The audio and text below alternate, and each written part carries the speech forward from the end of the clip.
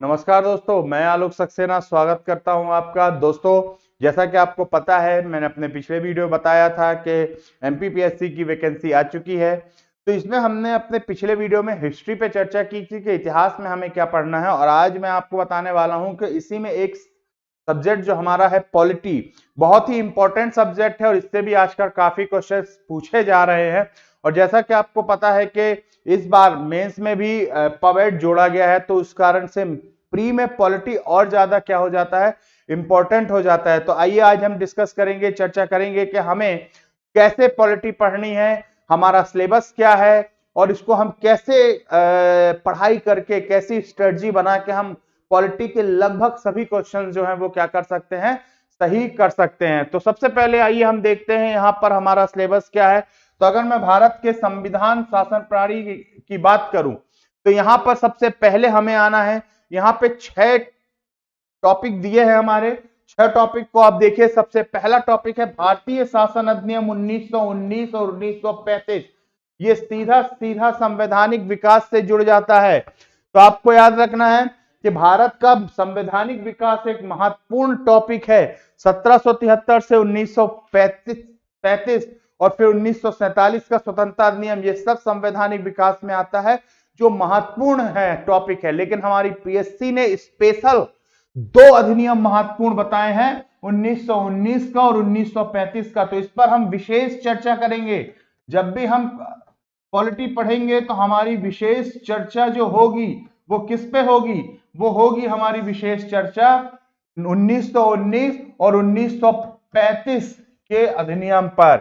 उसके बाद हम बात करेंगे संविधान सभा। जी हाँ, संविधान सभा जिसको बनने में 2 वर्ष 11 महीने 18 दिन लगे थे, यह एक अलग पार्ट है और बहुत इंपॉर्टेंट पार्ट है। तो संविधान सभा पर भी हम पूरी तरह से डिस्कशन करेंगे, स्टडी करेंगे।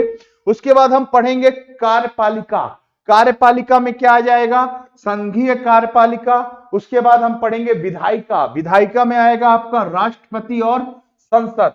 तो ये तीनों पोर्शन हमारे लिए इंपॉर्टेंट है। कार्यपालिका मतलब ये जो आपका संघीय कार्यपालिका है, जिसमें प्रधानमंत्री, ठीक है, और मंत्रिपरिषद आती है। राष्ट्रपति संसद का एक सदस्य होता है और संसद विधायिका में आती है, जिसमें 2 भाग होते हैं, लोकसभा और राज्यसभा। तो इस पर प्रत्येक सभा पर हम चर्चा करेंगे यहां पर। तो ये हमारा तीसरा टॉपिक भी कंप्लीट हो जाएगा।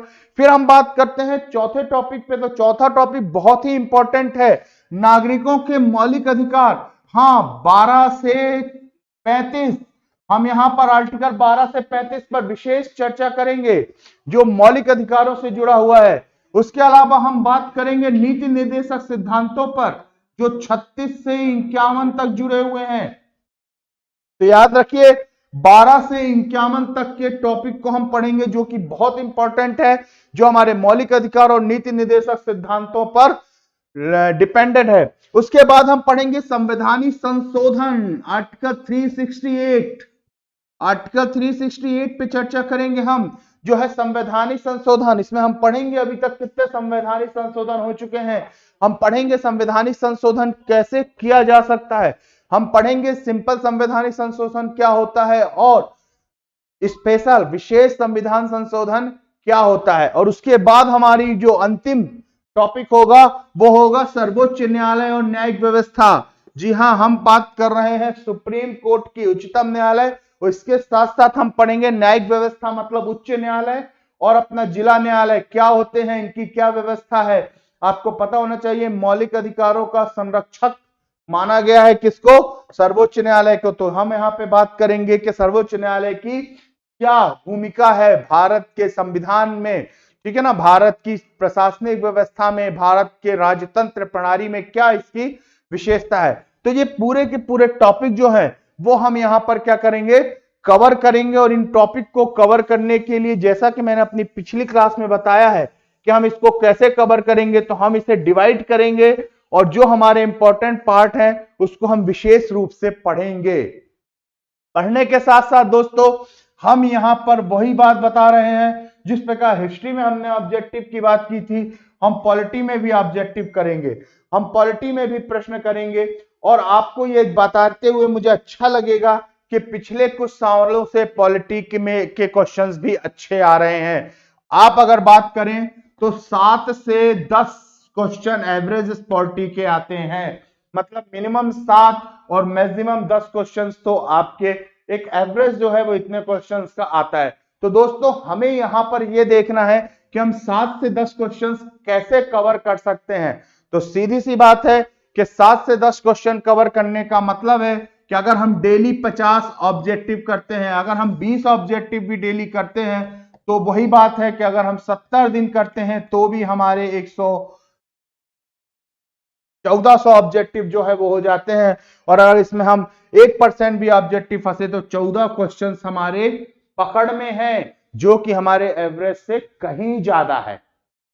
तो ये चीज आपको यहां पर याद रखना है कि थ्योरी के साथ साथ ऑब्जेक्टिव पढ़ना बहुत ज्यादा क्या है, जरूरी है। बुक्स की अगर हम बात करें तो पॉलिटी के लिए बुक्स अगर आप बताऊं मैं, तो पॉलिटी के लिए बहुत ही आसान है, सबको पता है।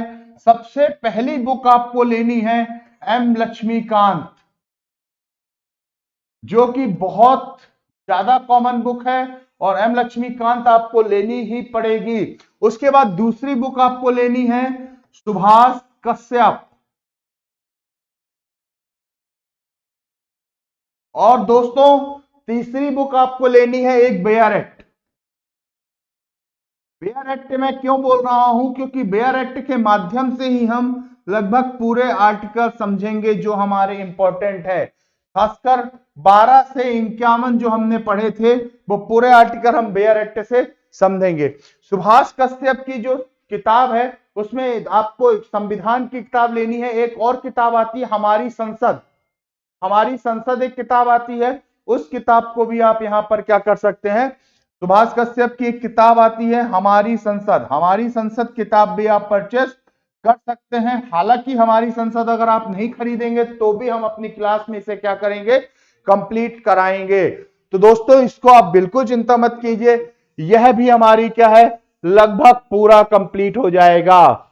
और इसको हम पढ़ेंगे कैसे, तो हम ऑब्जेक्टिव भी करेंगे, हम थ्योरी भी करेंगे, उसके साथ साथ हम कुछ कोड यहां पर क्या करेंगे, कोड के माध्यम से भी हम याद करेंगे। अब दोस्तों आप कह रहे हो कोड के माध्यम से कैसे, तो एक आध कोड मैं आपको यहां पे पहले बताता हूं, बाकी पे चर्चा हम क्लास पे करेंगे।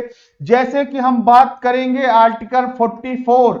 अब हमें याद नहीं हो रहा है कि आर्टिकल 44 का मतलब क्या है, तो दोस्तों यहां भी क्या है 4, यहां भी क्या है 4, मतलब दोनों अंक क्या है, समान, दोनों अंक क्या है, समान। तो हमने याद कर लिया कि आर्टिकल 44 क्या कहता है, समान समान सिविल संहिता, समान अधिकार, स्त्री और पुरुष दोनों को समान अधिकार दिए जाते हैं, क्योंकि दोनों अंक क्या है यहां पे, समान है। तो ऐसे बहुत से कोड है हमारे पास जिनके माध्यम से हम याद करेंगे, ठीक है।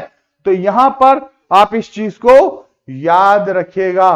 तो दोस्तों सीधे सीधे बात मैं करूं कि हम अपनी क्लास में बहुत कुछ एक्साइटेड लाने वाले हैं, आपकी कोर्स को कवर कराने वाले हैं। तो जल्दी से आप ऑल एग्जाम प्लेस की लाइव क्लास जो शुरू होने वाली है उसमें आप जुड़ जाएं। सीधे मिलेंगे अब हम लाइव क्लास में अपने पॉलिटी सेशन में, तब तक के लिए आज्ञा दीजिए। जय हिंद, जय भारत, वंदे मातरम।